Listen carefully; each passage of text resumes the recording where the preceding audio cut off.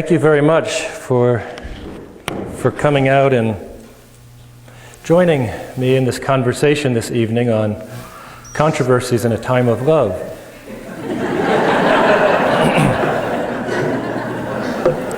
Controversial love. Loving controversy. I'm not quite sure. But I'm not used to speaking to an audience this large. I'm used to usually lecturing my children at the dinner table.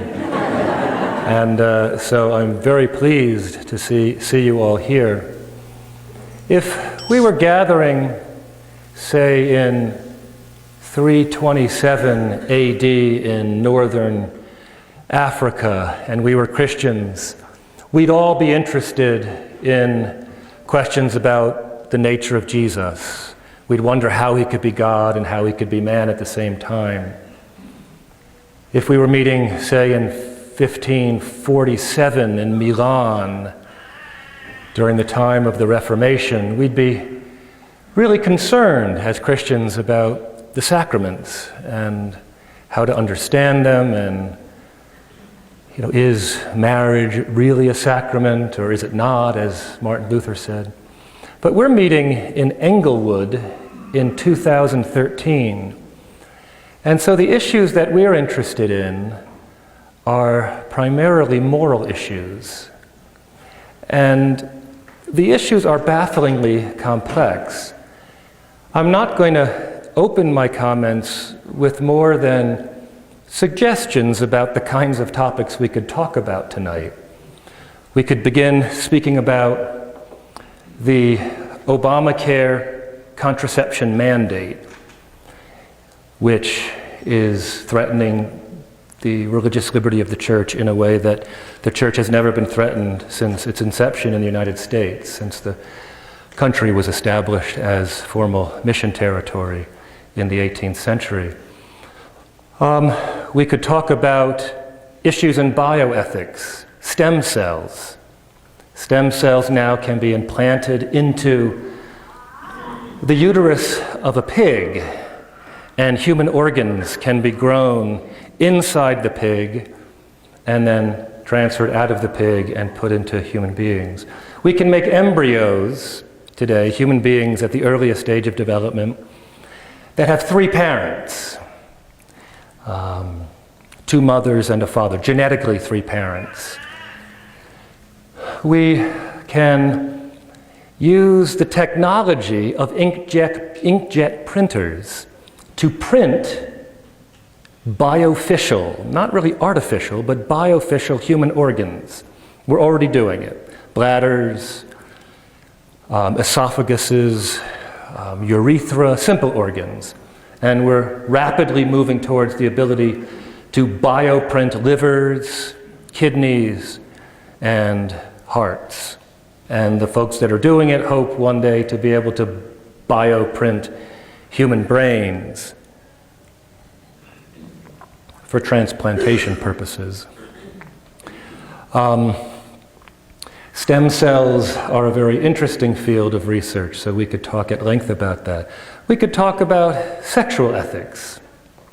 Should Catholic schools have a male bathroom, a female bathroom, and a transgender bathroom? Or should transgender children be allowed into the bathroom that they identify with, psychologically identify with, even if that gender is not the gender of the biological sex of the people who go into that bathroom? These are all issues that may confuse us, may anger us, they certainly confront us. So I'd like to open the conversation tonight to anything you'd like to speak about, not in Christology and not in sacramental theology, but in the field of moral theology. Because as Christians, we're called always to conform our lives to the truth. But the question today is, what is the truth? Where is it to be found? So I will turn it over to you now. This is like saying to a class of students, do you have any questions? Heads start to nod rapidly, And so if you don't ask me any questions, I'll just start talking to you about something. But to spare you of that, I will open it up to questions, because tonight is meant to be a conversation on these issues.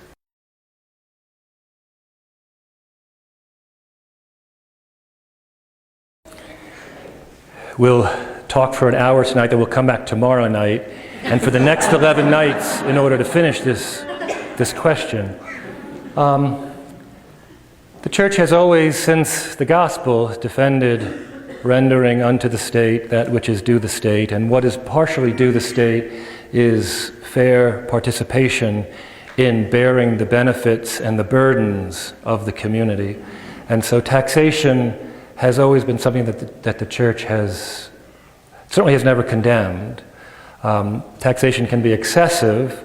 It can be excessive in a couple ways. It can be excessive when people are saddled with taxes which threaten their ability to care for themselves in a dignified way. It also can be unjust when the state is starting to take over responsibilities which ought to be the responsibility of communities and neighborhoods and families. It gets taken over by the higher level organization, the government, and then taxes the citizens in order to fund those ventures. So on the one side, you have the libertarian, sort of the radical libertarian view that, the government doesn't really do anything well but, deliver the mail, and even that they blow, most of the time. And on the other side, we have this sort of, the radical liberal view that, the government is most positioned to care for all sort of serious needs in the community, and therefore we ought to entrust and fund, ventures from education, healthcare, a variety of things. And the Church has always steered a via media between the two, saying, no, families and neighborhoods and local communities ought to care, even to the point of the sacrifice of surplus income, for the needs of the people in the community, especially those who are indigent and have trouble providing for their own welfare. The government only should step in and take over responsibility when it's manifestly obvious that the lower level community, the family, the neighborhood, the district, the state, can't fulfill reasonably that same responsibility. So where does taxation fall into that? Well, it falls into this delicate balance of subsidiarity, which requires the lowest level communities, the most personal communities, to care for the needs that they can care for. And when they can't, the higher level community to step in and then to derive taxation and pay for those services that the lower level communities can't provide for. And so on both sides, on the side of overtaxation and the side of an over excessive laissez-faire, there can be a criticism of how the system of taxation is being run. In order to go further than that, we'd have to have a specific scenario, specific tax rate, specific community. What's the government saying we're going to spend it on? How well do they earmark that money? Is it efficient? Is it inefficient? Those are all questions. There's not a black and white answer to this, like there is to issues of intentionally killing the innocent or something of that sort. So I'll leave it at that. I know I probably haven't answered. I've only raised more questions. This is the area of Catholic social teaching, and it's an extremely important area for Catholics to educate themselves on.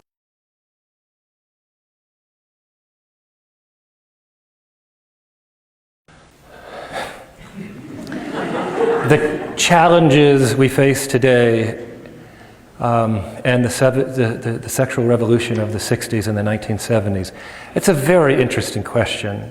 Very, very interesting question. What happened, at least this is my take, this is my story that I tell about the 60s and 70s. The most consequential move in civil society during that period was the rejection of traditional authorities. So paternal authority, religious authority, the authority of the priest, the authority of God, religion, Bible, and indeed anybody else, authority of the state. Remember the bumper stickers? Question authority. Period. Because it's authority, question it. Not because it's rotten authority or unjust authority, just because it's authority, question it. So at that time, we as a Western society were turning our attention away from traditional norms of sexual ethics. And of course, there's lots of reasons that we'd want to turn our eyes away from that, because there are all sorts of pleasures and benefits that we can derive from promiscuity and from not being bound by monogamy and by no divorce laws and all that sort of thing. So people turned away from those traditional sexual ethical norms. At the same time, turned a deaf ear to the traditional authorities, which had the reply. You go to the scriptures, you go to tradition, you go to grandma, what grandma has always said. And what we found happening is that certain kinds of actions became legitimized. First, what became legitimized is separating intercourse from procreation. That was very, very consequential, separating intercourse from procreation, because if you separate the procreativity from intercourse, then intercourse becomes, it doesn't anticipate new life, it doesn't, as it were, throb with the possibility of babies, but it offers me pleasure and maybe some sort of unitive deepening. But since I'm not threatened with the possibility of babies, it makes it much easier to break commitments, to be promiscuous, to engage in adulterous experience. And the sociologists, even secular sociologists, say that the adultery rate in the West was directly proportional to the legal toleration of contraceptives in Western society. Why? Because if a woman, if part of sex for a woman is not getting pregnant, if I don't have to worry about that, then every woman is a potential paramour. Every woman, at least in principle, can be someone. I mean, if I might have a baby with her, I might have to think about, do I really want to do this? Do I want to raise the child, or do I want to be shamed in having a child out of wedlock? But if that possibility is done away with, promiscuity and adultery are much easier. And what in fact happened was those things skyrocketed. And then as those things skyrocketed, what occurred was we had all these babies that we didn't want, right? Unwanted babies, unplanned pregnancies. Interestingly, they skyrocketed right around the time that promiscuity skyrocketed and that the social toleration of contraceptives skyrocketed. Isn't that interesting? And so how do we get rid of those babies? Well, if we didn't want to bring them into existence in the first place, then we're tempted to do away with them after they come into existence. And so we started flirting in the late 1960s with abortion laws. And by the early 1970s, we had tolerated them in certain states, and by 73 we had federalized that right. And now we have, really deep-seated social problems arising from the fact that many, many children, over 60% of the African community are born outside of a marital relationship, so the children don't have both a father and a mother. Within the Hispanic community, it's a little bit lower, and within the Anglo community, it's a little bit lower, but the numbers are still staggeringly high, and a society can't hope to sustain its social cohesion with those kinds of numbers. And so I think there's a whole lot of issues that we face today. Breakdown of marriage, the demand for immediate sexual gratification, the inability to criticize pornography. We can't criticize it. I mean, you and I can criticize it, but socially we can't. We've been a pornographic society since the 60s. We've been saying promiscuity and adultery, all these things are good and legitimate and stay out of my bedroom. And now we have an epidemic of men who struggle with pornography addiction. I mean, the numbers are staggering if you talk to social scientists. And then they even tell you that women are starting to struggle with pornography, which is sort of upside down. sexual temptation for women and sexual temptation for men operate a different way. Men are very sensory oriented. Women are relationally oriented, and that works together well in complementarity. But when women start to become sort of crassly visually stimulated, it says that a whole psyche of a culture is being turned upside down. They're stronger words. I don't want to use them this early in our night together. So it was a big turning point. Why were we so susceptible from the 50s, which looked really good, to the 60s, which looked really bad? That's an interesting question. I don't think we were doing as well as we say we were doing in the 1950s. I think we were a very repressed society. I think we were very legalistic. I think we did things without understanding it. Father said it, so we did it, but we didn't like it, we resented it, we grit our teeth, all of that sort of thing. So as soon as the cap was taken off in the 60s and we sort of had some social sanction for these things, we all, like a bunch of adolescents, ran and stuffed our face with all these indulgences, and priests fled from the priesthood, religious fled from the religious life, married couples fled from each other. I grew up in the privileged, indulgent, lazy white suburbs of New Jersey where the men went off to work in the morning, the women all played bridge and complained about their husbands. I think every single family on our street was divorced, including my family. Every one of them divorced in the 70s. Oh, the Tavernas are divorcing. Oh, the Corbetts are divorcing. Oh, the Bruggers are divorcing. That's my family. Why were they divorcing? Because they just got sick of each other. Just sick of each other. Not because there was abuse, not because there was alcoholism, we just got darn sick of each other. It was a bad time. We became very self-indulgent. So what are we doing now? We come to meetings like this to talk about what the hell do we do, We've got to recommit ourselves to the gospel, to relationships, to sexual to chastity, to purity, to saying no to ourselves, to teaching young boys how to be men and young women how to be women. Scratch your head on that one. Does anybody know what it means for a man to be a man today, or a woman to be a woman? Watch Falling Skies. Watch Maggie on Falling Skies. Beautiful, big-breasted, and 2 pistols. That's what it means to be a woman. Where are women learning how to be women? What do we do? Even talking about that, I see people's cheeks getting red and you're about to throw things at me. You're obviously implying some kind of a sexist view. We can't talk about it. It's not that we can talk about it and disagree. We can't talk about it. Talk about masculinity, we mean macho. So you can't be a macho. You can't. Really, you shouldn't be a macho. But we have no other conceptions. Be a big beer-swigging football lover who's a couch potato on Sunday afternoons. That's what it means to be a man? Good grief. Buy an assault rifle to be a man? Look, I'm an NRA member. Look, but that certainly ain't going to make you a man. Learning to sit on your floor with your 16-year-old daughter and talking to her about sexuality and her struggles with body image. That's what it means to be a man. Listening to it, helping her to get through a time in which every young girl is struggling, and young boys are turning into wimps. You know the story. If there's any girls between 25 and 35 here, the story you tell all throughout the country is you can't find a husband because all the guys are wimps. That's a constant story. They can't initiate, they're passive, they want me to be a victorious, meek, secret model, and then Proverbs 31, all at the same time. We know it's impossible to live up to these standards. So, bad stuff. But you can chuckle about it.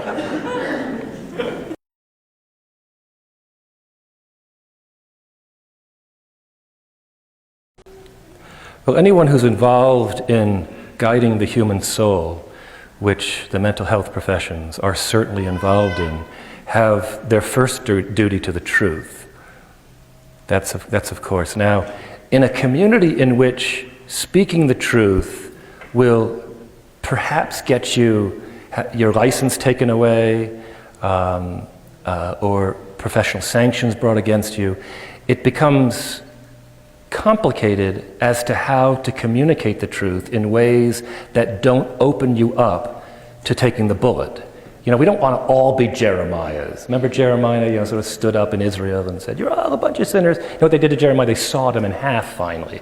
They got rid of him. Some of us are going to be called to be martyrs, but not everyone is called to be a martyr. Some people have to stay in the field and help people with mental health problems, or help people sell their houses, or help people learn how to, do their math. So it's a good question. What do mental health professionals do? One, they can't formally cooperate in the choices of homosexual persons, the sexual choices of homosexual persons. So they can't encourage or support them in facilitating relational stability in a particularly sexual way. Can they counsel homosexuals on other issues, on depression, on anxiety, on bipolar disorder? Of course. Homosexual persons and non-homosexual persons and transsexual persons and polysexual. Look, they're persons who have struggles, and we should all be open to caring for them in valid ways.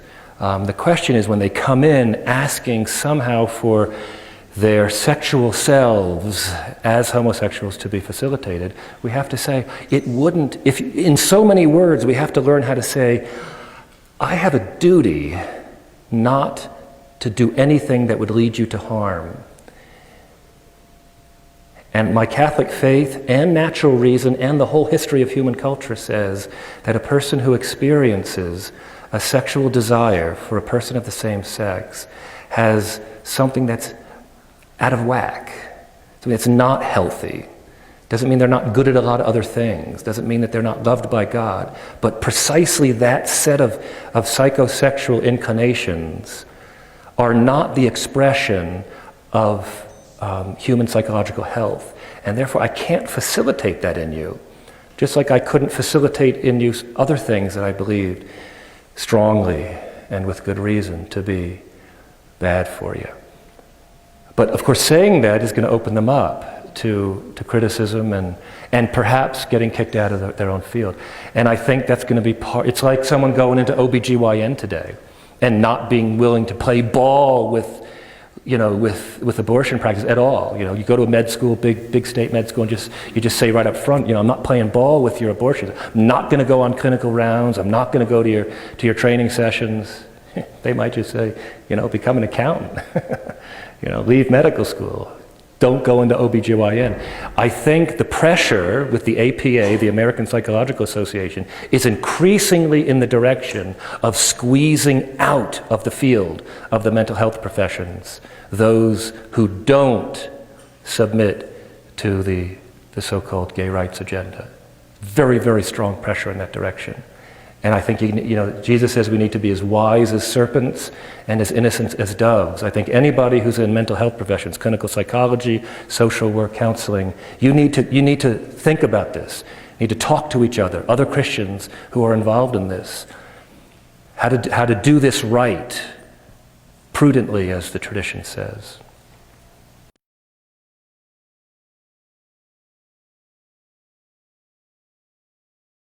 Oh, I love this question. Frozen embryos. In vitro fertilization means taking gametes from a male and gametes from a female, an egg and a sperm, and putting them together outside of the context of marital intercourse. When couples engage in an IVF trial, it costs about $7,000 per cycle.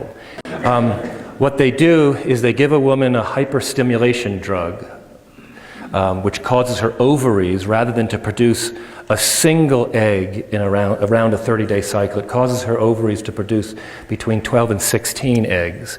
And then they go in with an ultrasound-guided probe in through the reproductive tract and up through the fallopian tubes, and they observe the ovary. And on the surface of the ovary, you see the little eggs ripening on the outside. And then what they do, they being the IVF technicians, in vitro fertilization technicians, is they put a little suction catheter and they suck the little eggs off the surface of the ovary. 12 to 16 eggs. They take those eggs out, they observe the eggs under a microscope to see which ones are healthy and do genetic tests to see if some of them might be carriers of genetic diseases. They destroy the eggs that carry genetic diseases, and they fertilize them in the laboratory, observe under a microscope the embryos that have been brought into existence, the Church teaches that a human person comes into existence at the first moment that an embryo comes into existence, which means a soul comes into existence. That's not a debate. They look under a microscope and they observe, they usually get out of that 12 to 16 eggs, they get about 8 embryos, and then they observe and they select out, selective reduction they call it. You ever heard of eugenics? You find the little embryos who are weak and you just plop them out and wash them down the sink. You destroy them. So you're left with about 5 or 6 embryos. This is going on every day, thousands of times a week. Just read CDC statistics last week on this. How many trials were there last year in the United States? What was the number? 300,000 rounds of IVF. Incredible number in the United States. So this is going on all the time. But you can't implant 7 embryos. So what you do is the IVF technicians will take 2 to 4 embryos and they'll introduce them into the uterus of the woman. Now, there's about a 1 in 4 chance that the embryo will survive if it's a healthy embryo. So the woman will go through 2 or 3 cycles, which costs her about $20,000. It's very traumatic for her to do that. And invariably the couple or the woman, because more and more lesbian couples, non-married heterosexual couples are doing this because they want to have children, they'll have 3 or 4 embryos left over. It's been so traumatic and so emotionally traumatic and expensive for the couple to do this. They just don't want to go through it again. And so what they do is they take those embryos and they dip a drop of liquid nitrogen onto them. And what that does is it suspends the development. It doesn't kill the embryo. It suspends the embryo's development. The embryo is still alive, but it's now frozen. And the concentration cans, as the great geneticist Jerome Lejeune called them, the cans in which these big storage containers in which frozen embryos are stored, have conservatively between 700,000 and 1 million embryos frozen in them in the United States right now. 700,000 to 1 million embryos who are earmarked for a variety of purposes by their makers. So what do we do? What do we do about 1 million little brother and sister human beings? You and I were embryos, so it's just little brothers and sisters at the earliest stage of human development. We call it an embryo then, a little bit later we call it a fetus, a little bit later we call it a newborn, a little bit later we call it toddler, adolescent, adult, senior. It's just a continuum on the life cycle. They're no less human than you are or I am. It's just they're less developed.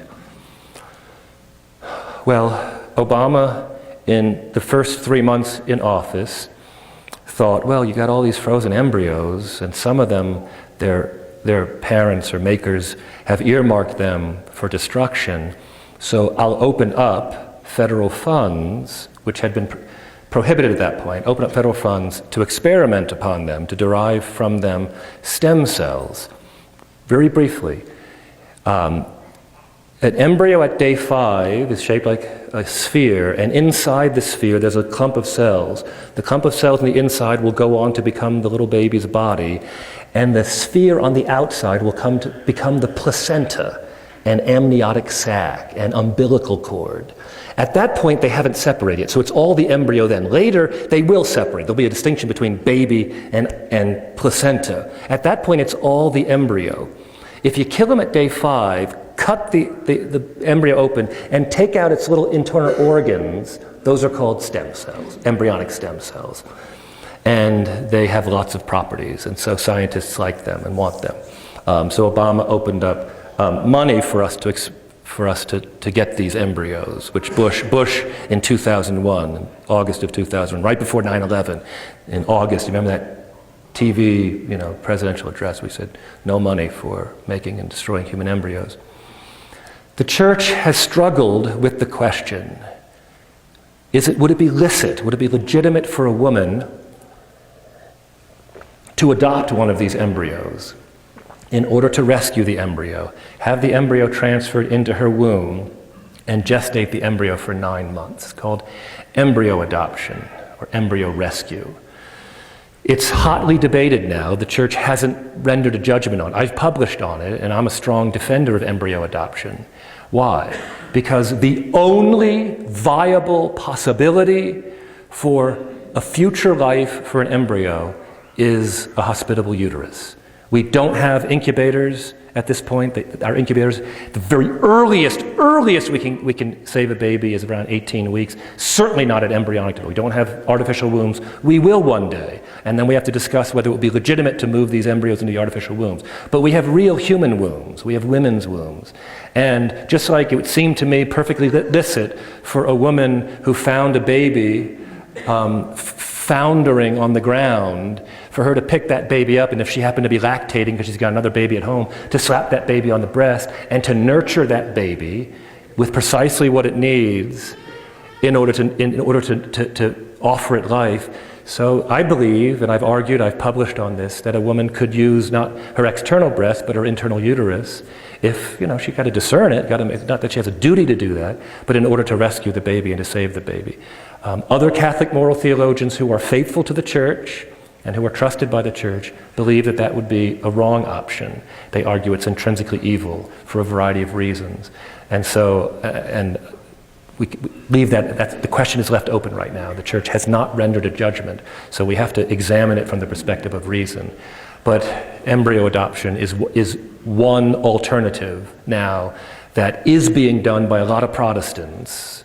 They've jumped the gun because they don't have a magisterium to look to. And there's a number of clinics around the country. One's called Snowflakes, one's called the National Embryo Adoption Center in Atlanta, Georgia. And they do some very, very good work in facilitating getting the embryos from the IVF clinics to women who are willing to gestate them.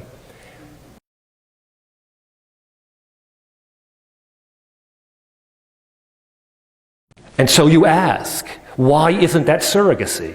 That's what you're thinking, right? Surrogacy is clearly wrong. The church does condemn surrogacy. Why isn't embryo adoption surrogacy? Good question. It's not surrogacy because what a surrogate does, and why it's immoral, is it's always a she contracts with a person or a couple who are bringing a child into existence through IVF. And she contracts to assist them in completing their act by carrying their embryo to term. So she participates in a morally wrong way. In moral theology we call it formally cooperates. She shares the bad will of the people who brought that embryo into existence outside the context of marital intercourse, which is always a wrong thing to do. It's unjust to the child. And she's got a bad will for that. She's done something bad. You can't ever share the bad will of someone who's doing something intrinsically evil. But the woman who offers her body at great expense to her, women who have been pregnant know it ain't 9 easy months, offers her body in order to provide a future for this child, is not a surrogate. She's certainly not supporting IVF. Or at least need not be. She could be someone who deplores the injustices done to those unborn human beings, and yet there they are. They're already there. She's not bringing them into the world. She's helping them have a life.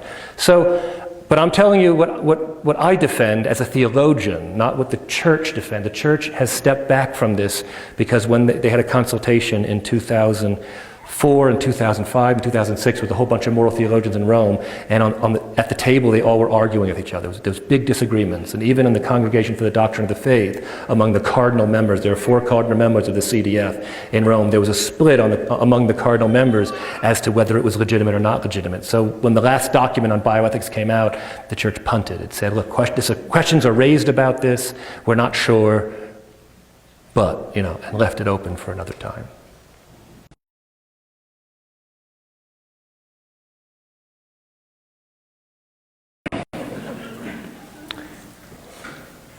There are theoretical questions that are behind this young lady's questions, and they deal with what are we as human beings. And for the last 300 years, Western philosophy has broken us, human beings, into 2 things. a material thing that's body and an immaterial thing that we call mind or soul. And when philosophy is asked which one is the true me, it's Western secular philosophy has said, I'm my soul, I'm my mind. You ever heard of Descartes, René Descartes? Cartesian dualism, if you're really interested in Googling it. Descartes basically said, I am my mind, I am not my body. So, and Western philosophy, and even though you may not believe this, what the philosophers are saying in 1 century, the people in the pubs are saying 100 years later. It takes a while, because nobody likes to listen to philosophers at first, except for other philosophers, but it works its way down. And so this denial of the relevance of bodiliness for my essential human value is deeply entrenched in a Western philosophical view of the human person. And it broke with the prior tradition, which was from Aristotle and Thomas Aquinas, which said, I am body-soul. I am my body and I am my soul.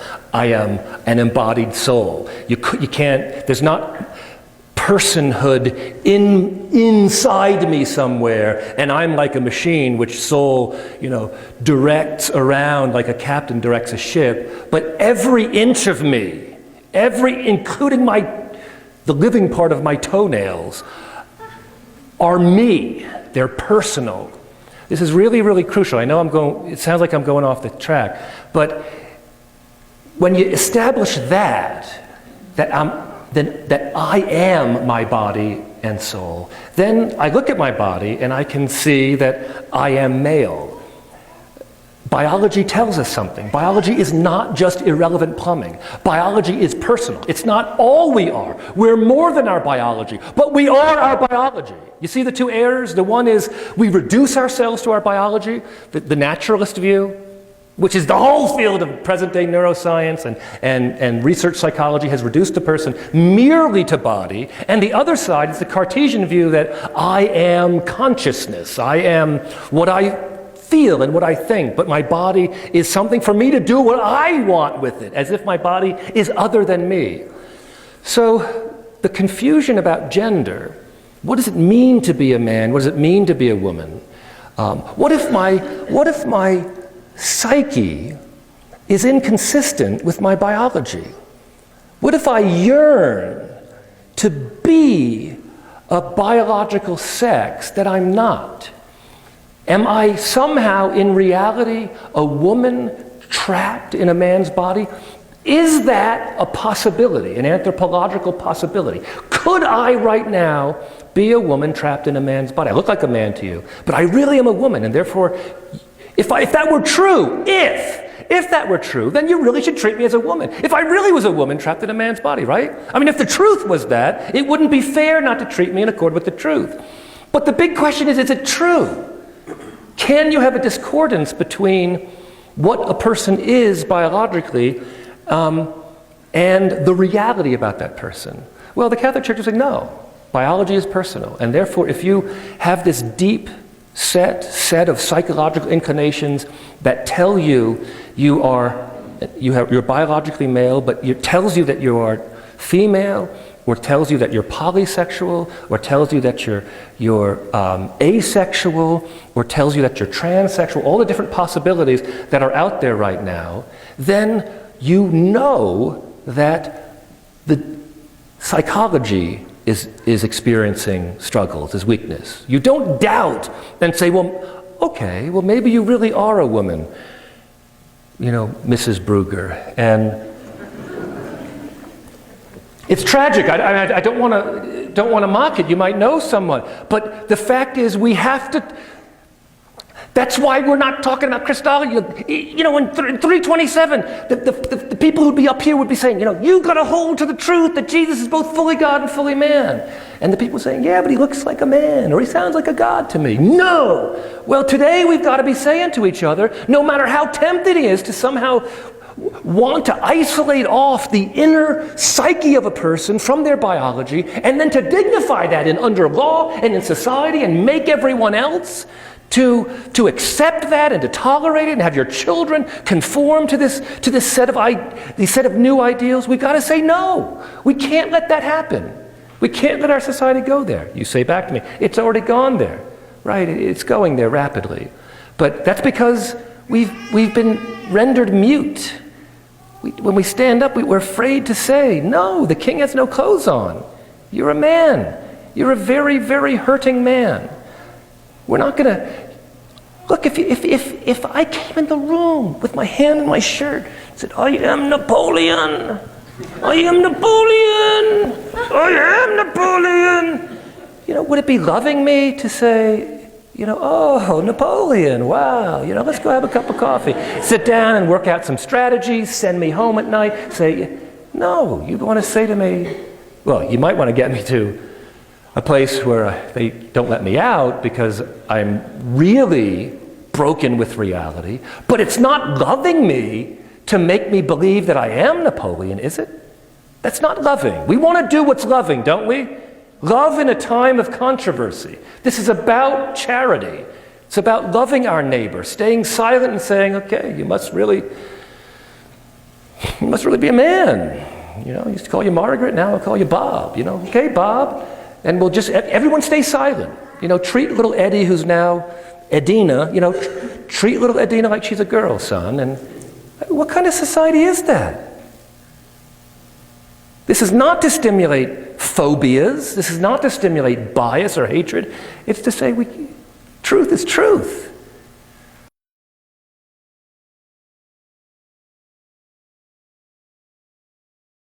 I believe that homosexual behavior is subject to free will, and a person who experiences same-sex attraction can choose to act in accord with that attraction. Yes, that's free choice, or can choose to deny the behavior that the attraction would result in. But as far as the set of psychosomatic inclinations, there seems to be overwhelming evidence that that's not, in most cases, subject to free choice.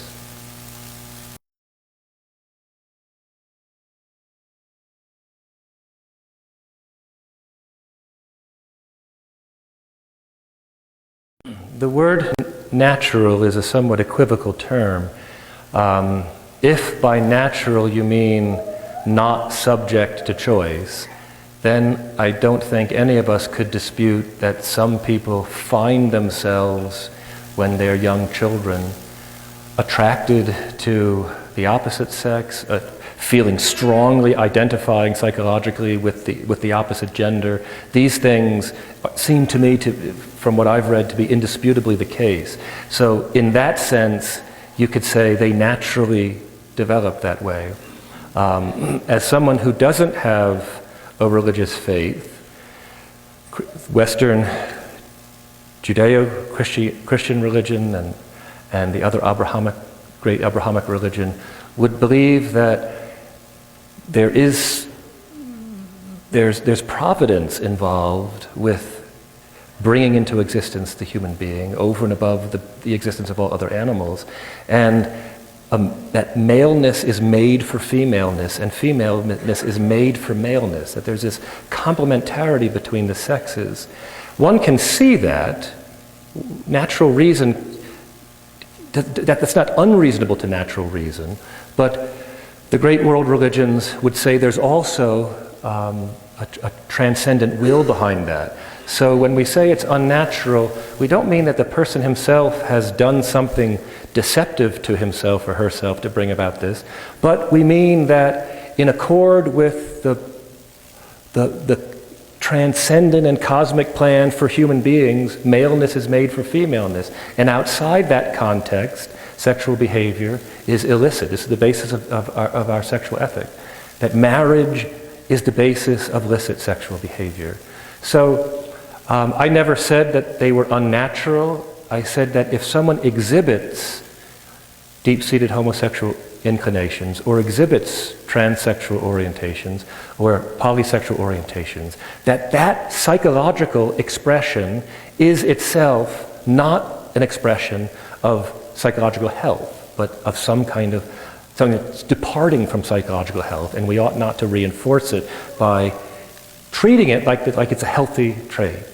This is a very unpopular view, and I don't mean to say something invidious or to insult you, but it's only unpopular in the last couple decades. I mean, it is the patrimony of the world that we live in, and even in the good things that we share today, like being able to discuss this, that all arises from Judeo-Christian freedoms that we have. So this is what we are saying strongly as Catholics, and people disagree with it, but it's certainly a valid view to put forward.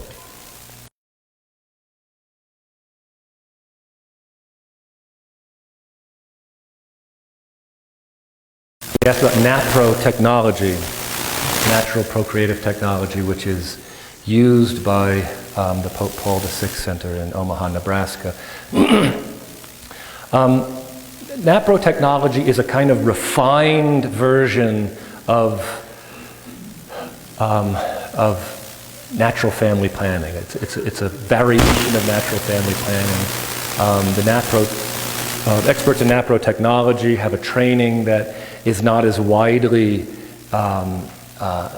disseminated as it was over the last several decades. You have to go to a Napro expert and to work through how your fertility signs are showing, and mucus is the primary fertility sign that's used in Napro technology. But the one thing that I do say often when I get consults about the problems with infertility is Napro technology is even more successful in helping couples to have children when they're struggling to get pregnant than it is to assist couples to avoid getting pregnant if they have grave reason for avoiding. NFP is generally associated, natural family planning is generally associated with couples being able to have licit intercourse and not be bringing a child into the world. That is to say, targeted intercourse at times when the woman's not fertile. Napro technology, which is a form of natural family planning, is actually used more successfully for couples who are struggling with infertility. And so I always ask couples, before they get to the point, what do we do?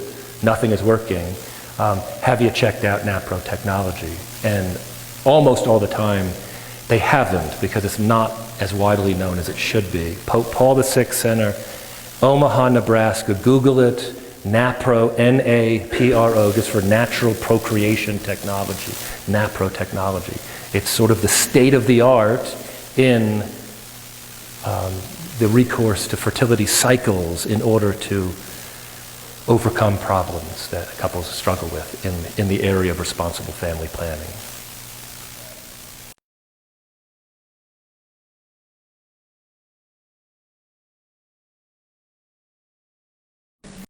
The difference between a theologian and a catechist is that the theologian is supposed to know what the catechist knows, but then is to go into those areas that are unsettled and to assist the church to think them through.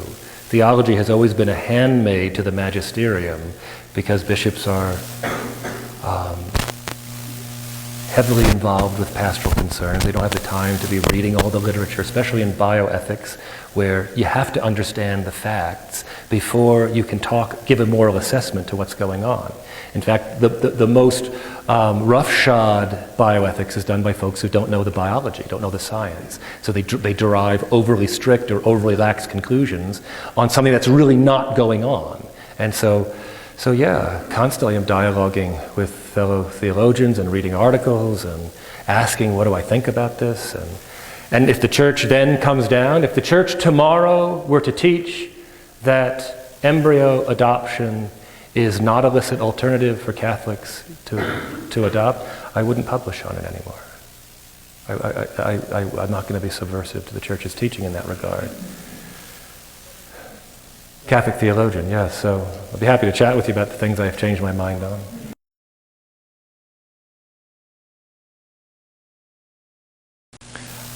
I don't want to be overly complex here, but this is an interesting and a crucial point to understand why in certain areas the Church's voice is not so clear and black and white, in others it is black and white.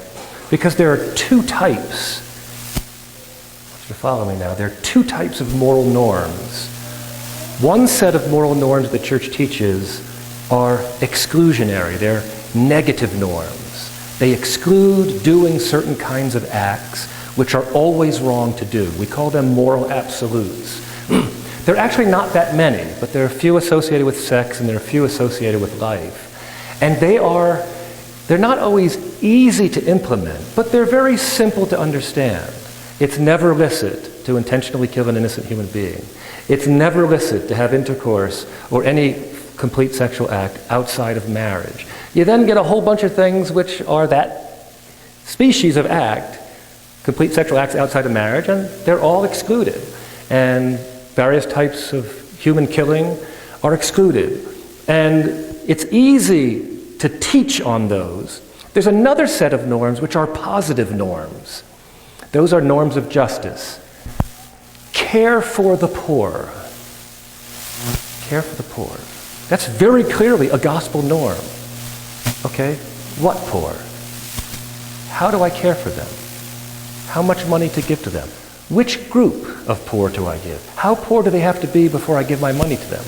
Can I give my money to people who are not so poor but who are doing other good things? Or I need to give all my... So answering the question, how do you practically implement positive norms like preferential option for the poor, solidarity, subsidiarity, all the norms of Catholic social teaching, the balance between private ownership and the universal destination of all human goods. That's very difficult business. And the church's voice, because you can have different answers to the same question. A curriculum comes in, and you have different people looking at the curriculum. Parts of it are not so strong, but other parts are strong. But the alternatives are not so good, so you opt for it. In 10 years, you find out the curriculum dumbed down the whole school system. Maybe it wasn't a very good decision. The bishops, it's not that they said yes to something evil when they allowed it to get in.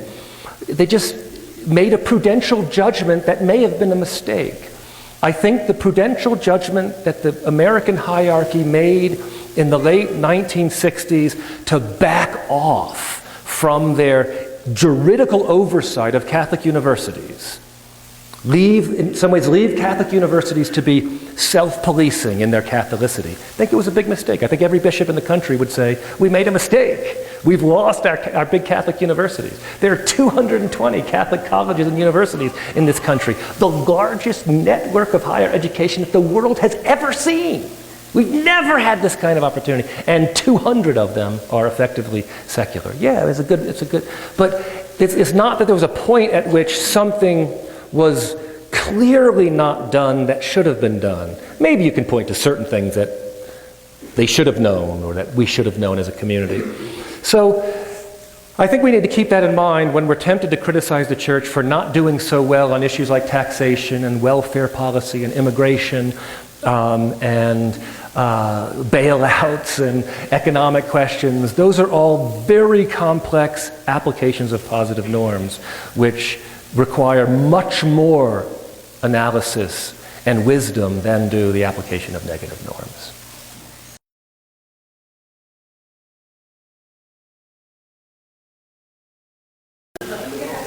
Last year there was a child who had esophageal cancer and malignant cancer.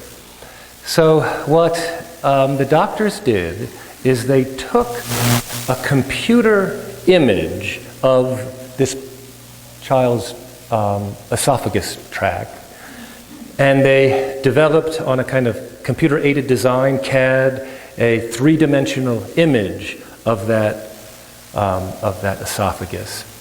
Then they fed that information into a bioprinter, and then they used artificial materials, a scaffolding, which would deteriorate inside the body over time. And they literally printed out an esophagus that was identical in its dimensions to the child's cancer-ridden esophagus. They then took adult stem cells from that child, and they sprayed the adult stem cells, like an inkjet printer would spray, onto the scaffold, the artificial scaffold, and they let the stem cells, which were esophageal stem cells, start growing tissue around the artificial matrix, and they transplanted it into the child. And the child is, or at least was, last time I read, doing beautifully. That seems to me to be a triumph of ethical medicine. Triumph. No embryos have to be destroyed. No human beings have to be mutilated.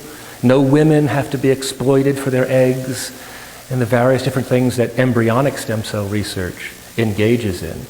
So I just said, look, these are issues we have to deal with.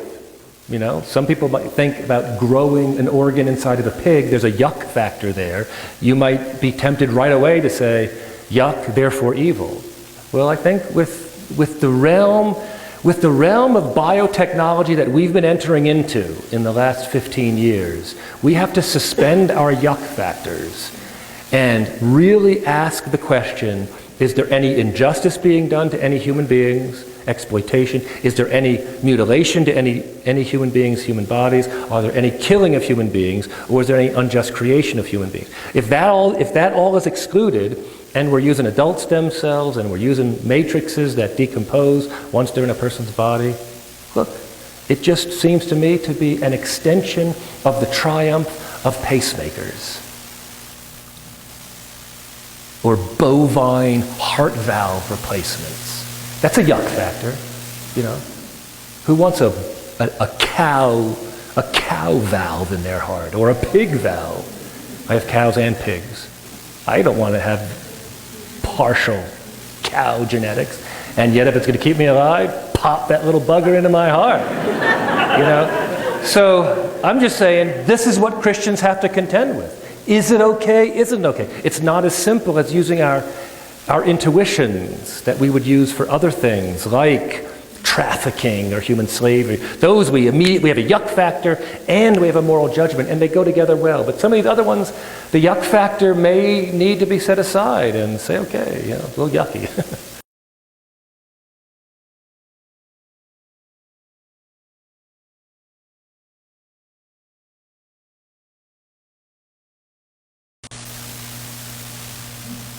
I was very uncomfortable.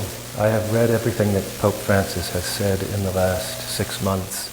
I read his America magazine, all 9,000 words of it, the interview, first word to last word. I read the La Repubblica interview, read the other recent interview. I believe I know what he's trying to say. I think he's trying to say, don't reduce the faith. Don't reduce the towering person of Christ and his salvific invitation to all humanity to a series of moral judgments that are often the source of alienation. We don't want to reduce that. Jesus is much more than the moral law. But what I think could have been understood by what he said is that we somehow have been talking too much about the moral law and not enough about Jesus. I'm not sure that that's a true assessment. We as the church is a big place. I certainly don't think John Paul II was ever guilty of that. And John Paul II was the master of the defense of the dignity of the human person. He spoke about moral issues. I mean, if you've ever read Evangelium Vitae from beginning to end, it's one of the longest encyclicals that was ever written. He talks about the centrality of the person of Jesus. It is Christocentric, it is salvific-centric, and yet he has the strongest condemnations of evildoing that he ever made in his 26-year pontificate. It's in that same document. So I don't think there is an inevitable adversarial relationship between speaking about moral judgments and conclusions, including controversial conclusions, and the business of the church being a field hospital for the wounded who need to come in. I think we can do both. And I think part of what I was trying to say earlier with some of these issues is that part of being a good triage physician is precisely to bring the antidote and the salve of truth to a person who's come, who's very confused about these moral issues. Because even if a person chooses evil in good faith, church teaching is, if you don't know that something's evil, if you really have an ignorant conscience, and you go ahead and choose it thinking it's good, you don't impute guilt to yourselves. You haven't done evil. That's the ancient teaching of the church. You have to know you're doing wrong, and then do it. You know you shouldn't do it, and then do it. You have to violate your conscience. So it's possible that many of the people out there, and not just possible, I think it's very probable that many of the people around us who are supporting same-sex marriage, who are supporting the inclusion of transgender children into our communities, I think they're doing it in good faith. I really do believe that they think it's a good thing. But, there's a caveat. The reason something is evil is because it's discordant with the flourishing of our beings. So even if I choose something, and I choose it sincerely, and I choose it without imputing guilt to my conscience, I still do myself harm. I still do myself harm. So the child who's raised in an abusive household, who's learned to lie in order to avoid the unjust wrath of his parents, that child lying in that child's mind may very well be a good. That child may see it as a bona fide good. And yet inculcating the habit of lying is going to separate that child from other relationships, incline the child to lying in situations where the child, as it grows up, knows he shouldn't lie. It's clearly not consistent with a life of harmonious community and human flourishing. So loving and preaching the gospel means assisting people to see the truth about the moral life and not letting them put their, everyone's seen little children look at the pretty blue flames on the stove and just want to reach out and grab those flames. They just look so fun. You let them reach out and grab it, what's going to happen is they're going to get burned because they've made a wrong judgment that those flames are fun and life-giving. And so with the moral teaching of the church, we don't stuff it down people's face in order to kick them out of our churches.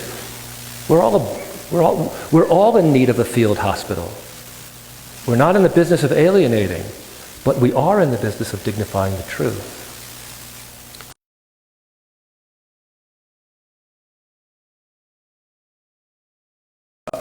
I know the new natural law theory very well, but I don't know of that particular criticism. But what he's saying is it's a classic criticism of the church's teaching about remaining open to life. Every sexual act needs to remain open to children.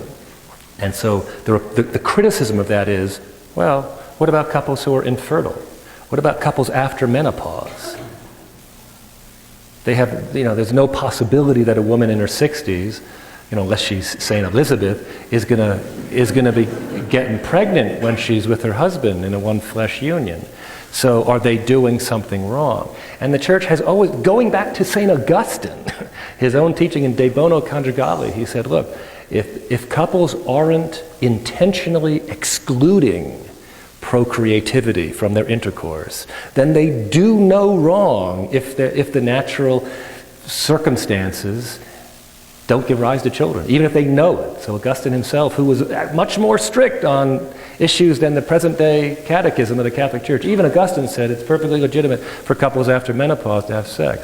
What needs to be excluded, though, is the intention to render intercourse sterile. A contraceptive act is not an act of intercourse in which we know we're not going to get pregnant. A contraceptive act is an act of intercourse in which we have supervened upon the act of intercourse another act to render that act of intercourse sterile. And that is and always has been condemned by the Church as contrary to the nature of marriage and the nature of the marital act and to the good of human life. So I don't know the debate, particularly within the new natural law theory, but it's an interesting debate, and the Church has never said that couples who are infertile can't get married. But they have to be consenting to a relationship in which they never choose, if they want to stay morally upright, never choose to render themselves sterile. Now you'd say, well, why would they want to render themselves sterile if they're already infertile? Well, they wouldn't, right? But the Church still allows them to get married. It's not the it's not a ground for invalidity of marriage that they're infertile. What's prohibited is the intervention that renders it sterile. Thank you very much for your attention.